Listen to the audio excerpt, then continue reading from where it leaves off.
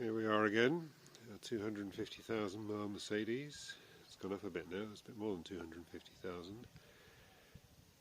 It's recently blotted its copybook quite badly by breaking down and leaving my wife and two grandchildren stranded by the side of the road. Fortunately it was just up the road and it wasn't too much of a problem.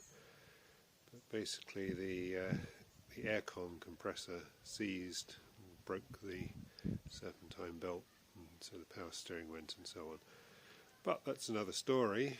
What we're here for today is to look at the lower suspension arms, one of these things. When I changed the roll bar link, I was aware that the ball joint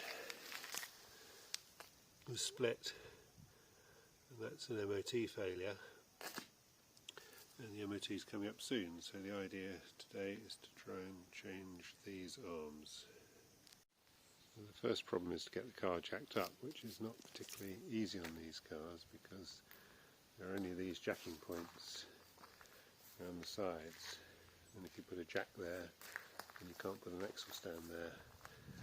So what I did was jacked it up a bit on the side so that I could get my jack underneath the front, jacked up the front suspension, and then put the axle stands underneath, and I always put the wheels underneath as well, just as an added security, and I've got a jack under there too. You need to jack both sides up, even if you're only doing one side of the suspension arms, because if you jack one side up, the anti-roll bar, or sway bar as they call it in America, will have a lot of load on it and you won't be able to undo various bolts you need to undo. If we go underneath the car,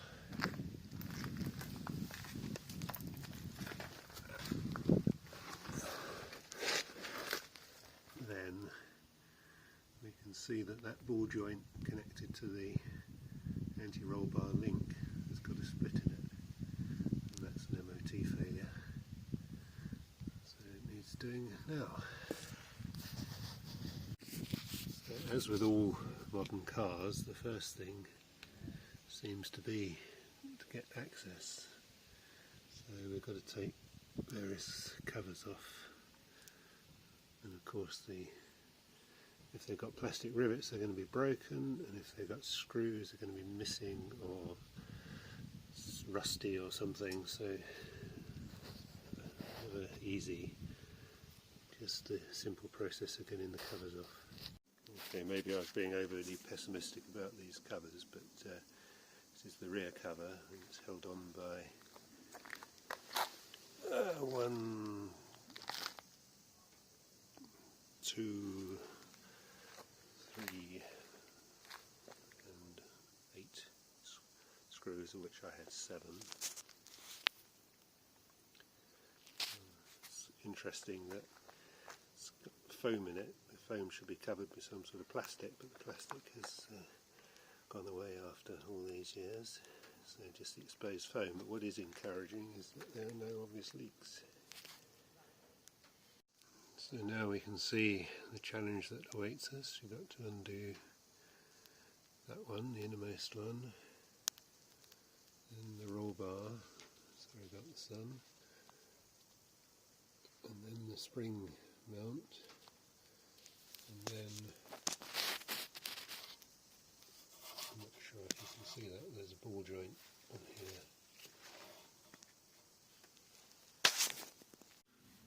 So far, somewhat to my surprise, these 3 nuts have come undone. They're all 21mm. On the back of this one is, I don't know if that's going to focus, but that's an E18, one of these reverse Torx ones that goes on the back here, and unfortunately I happen to have one of those.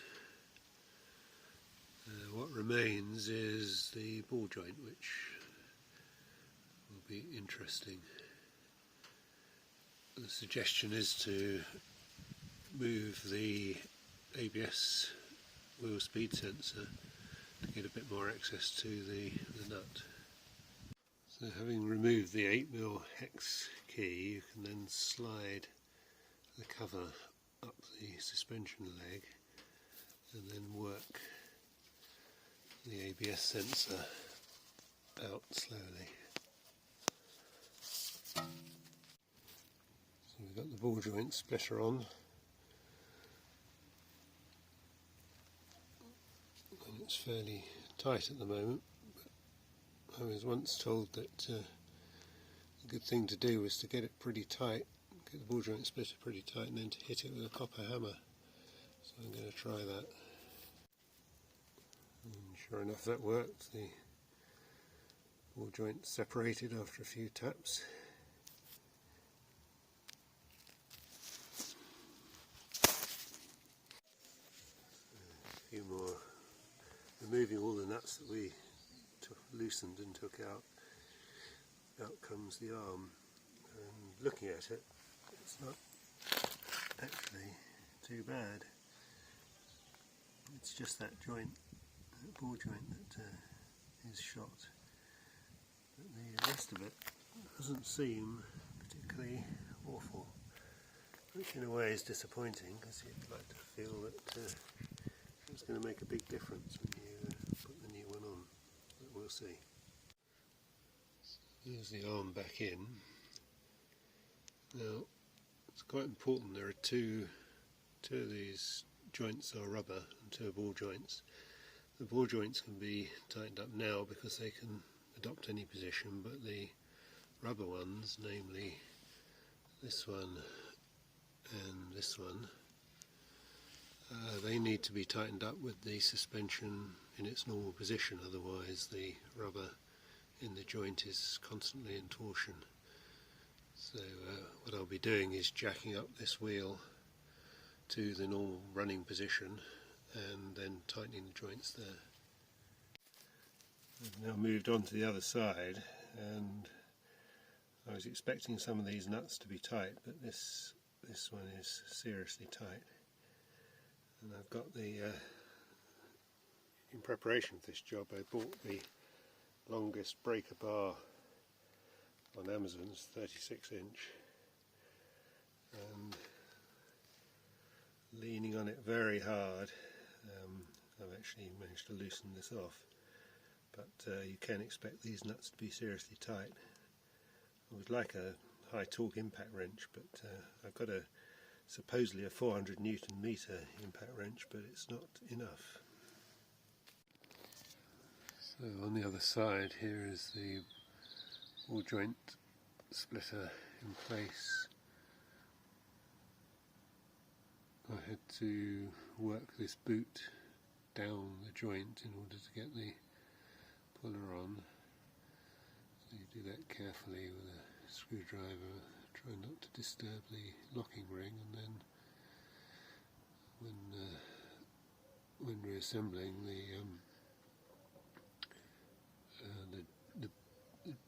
the boot has to be worked back slowly up into place, and now what we've got to do is tighten this.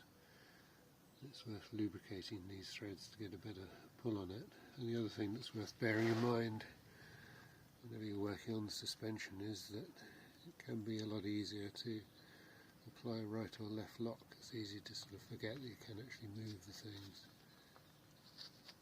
The final thing to get off is the roll bar drop link, which in my experience is often the cause of all sorts of noises and problems. This is another 21 nut on the inside. On the outside it's a 12mm hex, which I've got to find a way of holding, and then I hope I'll be able to undo it. So that's what you end up with. And it fought me all the way, this bolt. Like everything else, it's rusty. So that's the 12mm hex socket. That's the 21mm nut. And this is the roll bar drop link, which looks quite nasty. These On the outside it looks kind of okay, but inside the rubber looks decidedly dubious. So maybe we can expect a bit of an improvement in noise from the front suspension. We'll put a new one on. There's the new one, and it looks as if the central boss has moved through, in that it's higher up at the top, as that is level. There's a view of the arm that's come off. It has to be said, it looks okay really, sadly. This ball joint that was the problem on the other side is still quite firm, so I don't think we're going to see any improvements on this side apart from that roll bar drop link. When you look at these roll bar links, the same thing has happened to the other one that I changed. Basically the interior alloy has corroded heavily, has damaged the rubber, and the boss has migrated through the link. And this is a genuine Mercedes part, so work to be done, I think. So what I've done now is lowered the car onto ramps so that the front wheels are in their normal position. I've just got a jack under there for added safety, but it's not got any weight on it. And now I can do the final tightening of the suspension components. So we've been out for a test drive, it's all good. Steers straight. I think alignment of the suspension would be, or the steering would be a good idea after doing that kind of work. There's a little bit more road harshness, I think. It's hard to tell, but I think so, which is maybe the new bushes are a bit less compliant than the old. But there we go, another job done.